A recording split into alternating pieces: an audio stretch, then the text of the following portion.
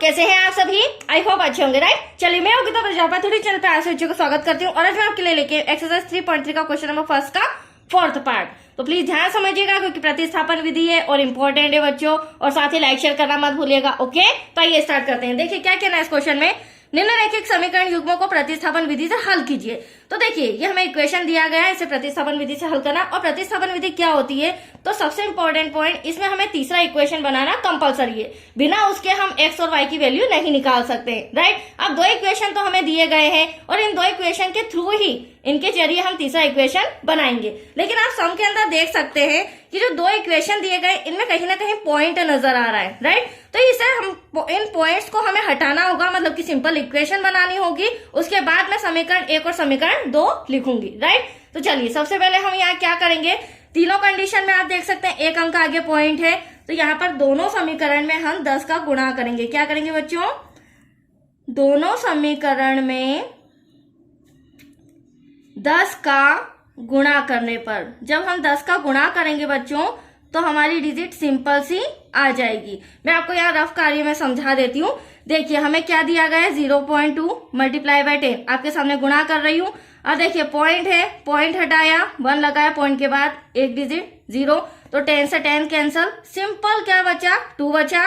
ठीक है, ऐसे ही 0.3 भी ले लेते हैं हम, मल्टीप्लाई बाय 10, पॉइंट हटाया, 0 लगाया, 10 से 10 कैंसल, बचा क्या, 3। एक 13 वाला और देख लीजिए आप, 1.3 मल्टीप्लाई बाय 10, 10 का गुणा किया, पॉइंट हटाया, 1 लगाया, 0, तो 10 से 10 कैंसल, एटलीस्ट क्या बचा, 13। तो समीकरण जो सेकेंड है उसे भी आपको इसी तरह से सॉल्व करना होगा। That's clear. अब समीकरण फर्स्ट तो मैंने सॉल्व कर दिया, तो मैं यहाँ लिख लेती हूँ, 2x गुणा कर दिया है मैंने आपके सामने, 3y इक्वल्स टू 13। ये आ गया मेरा इक्वेशन नंबर फर्स्ट। उसी तरह समीकरण सेकेंड भी आप करेंगे तो क्या आ जाएगा बच्चों, 4x प्लस का 5y इक्वल्स टू में 23। इसे दे देते हैं हम समीकरण नंबर 2। एनी डाउट यहाँ तक? चलिए अब अगली स्टेप क्या होगी, मैंने अभी आपको बताया था इन दोनों समीकरण में से किसी एक समीकरण के से हम तीसरा इक्वेशन, तीसरा समीकरण बनाएंगे।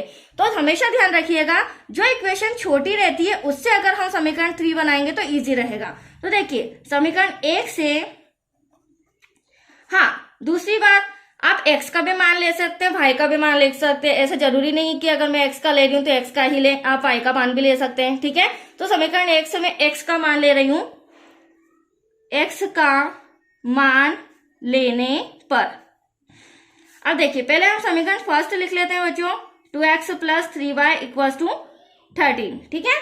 अब देखिए क्या कहना है यहाँ पर, 2x यहीं रहने देते हैं, राइट, प्लस का 3y उधर जाके क्या हो जाएगा बच्चों, माइनस का हो जाएगा।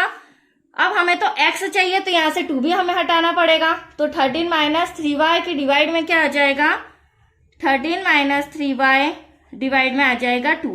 अब ये हमारा x का मान भी निकल चुका है और हमारा समीकरण नंबर 3 भी आ चुका है। एनी डाउट यहाँ तक? चलिए अब हम क्या करेंगे, जो समीकरण 3 आया है, मतलब कि x का जो मान आया है उसे फर्स्ट में रखे या सेकेंड में, बच्चों को कंफ्यूजन होता है। तो हमेशा ध्यान रखिएगा यदि आपने समीकरण फर्स्ट से वैल्यू निकाली है x या y की तो उसे हमेशा समीकरण सेकेंड में रखिएगा, राइट। और यदि आप समीकरण सेकेंड से x या y की वैल्यू निकालते हैं तो उसे समीकरण नंबर फर्स्ट में रखेंगे। That's clear. तो चलिए अभी मैंने आपके सामने समीकरण 1 से निकाला है तो समीकरण 2 में हम इसका मान रखेंगे। तो यहां लिख लेती हूं मैं, x का मान समीकरण 2 में रखने पर। अब समीकरण 2 क्या है हमारा, आप देख सकते हैं 4x plus 5y equals to 23। अब यहां पर हम क्या करेंगे बच्चों, देखिए 4 तो ऐसा का ऐसा, x के प्लेस पर उसकी पूरी वैल्यू आ जाएगी। तो वैल्यू क्या दी गई है हमको, 13 माइनस 3y डिवाइड में 2 ब्रैकेट क्लोज, प्लस का 5y ऐसा का ऐसा इक्वल्स टू में 23 ऐसा का ऐसा। अब पहले तो हम इसे कैंसिल कर लेते हैं, 2 1 जा 2, 2 2 जा 4। अब 2 का इस ब्रैकेट में मल्टीप्लाई करेंगे तो देखिए क्या आएगा, थोड़ा सा कॉपी इस तरह से कर रही हूँ, 13 2 जा 26 माइनस 2 3 जा 6y प्लस का 5y इक्वल्स टू में 23। ये हमारी सिंपल इक्वेशन आ गई। अब क्या करेंगे अगली स्टेप में, ये प्लस का 26 इधर आके माइनस का हो जाएगा और यहाँ दोनों y के हैं, तो 6 में से 5 y गया तो क्या बचा 1, वो भी माइनस का। तो सबसे पहले हम माइनस का y लिख लेते हैं यहाँ पर, क्योंकि 6 में से 5 को घटाया तो माइनस का y बचा। That's clear. और यहाँ पर 23, तो प्लस का 26 इधर आके माइनस का हो जाएगा, जस्ट अभी मैंने आपको बताया था। तो माइनस y, 26 में से 23 माइनस किया 3, बट बड़ी संख्या हमारी माइनस की है, तो यहाँ माइनस से माइनस कैंसल। तो y इक्वल्स टू आपका आ चुका है 3, मतलब y का आंसर आ चुका है। अब y का मान, अब हमें x का आंसर लाना है, मतलब x का मान लाना है। तो y का आंसर मतलब y का मान हम समीकरण थर्ड में रखेंगे, राइट। समीकरण थर्ड में y के प्लेस पर रख देंगे तो एटलीस्ट आपका x का मान भी निकल आएगा। That's clear. तो चलिए y का मान, इसलिए हम समीकरण थर्ड बनाते हैं, राइट, प्रतिस्थापन विधि में। तो y का मान समीकरण थर्ड में रखने पर, देखिए मैं स्टेप बाय स्टेप समझा रही हूँ बच्चों, ध्यान से समझिएगा।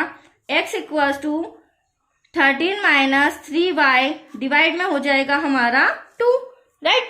अब हम क्या करेंगे, वेरी सिंपल, 13 माइनस का 3 ब्रैकेट में y के प्लेस पर क्या आ जाएगा 3 और डिवाइड में 2। अब इसे हम सॉल्व करते हैं तो देखिए 13 ऐसा का ऐसा, 3 3 क्या हो जाएगा बच्चों 9 हो जाएगा, डिवाइड में 2।